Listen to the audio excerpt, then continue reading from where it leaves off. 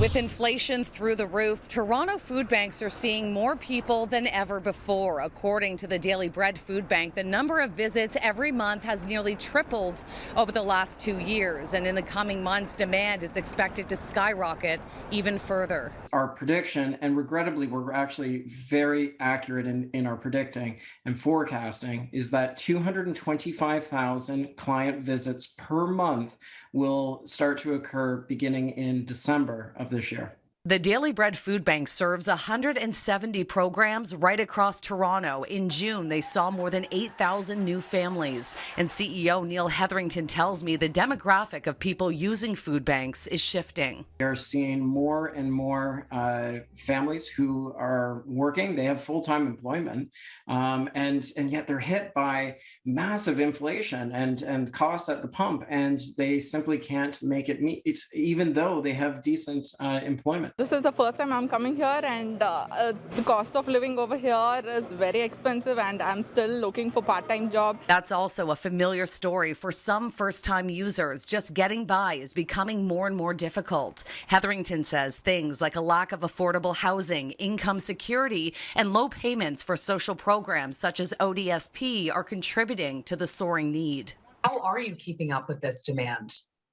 Well, the community has been supportive thus far by dropping off donations of food and funds.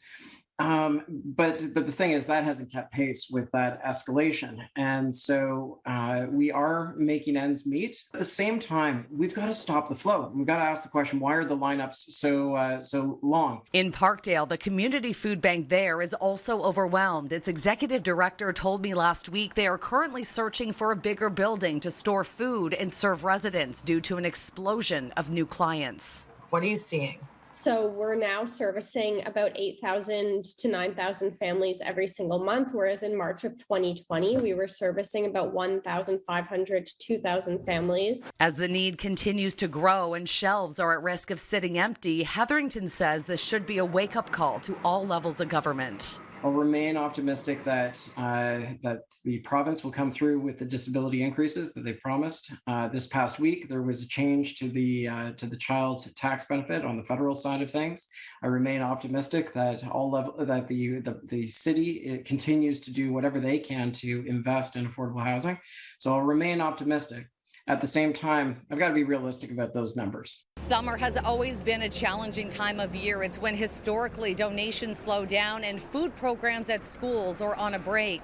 If you would like to help out, I'm being told that financial donations go the farthest, but any gift of food or other essentials is greatly appreciated.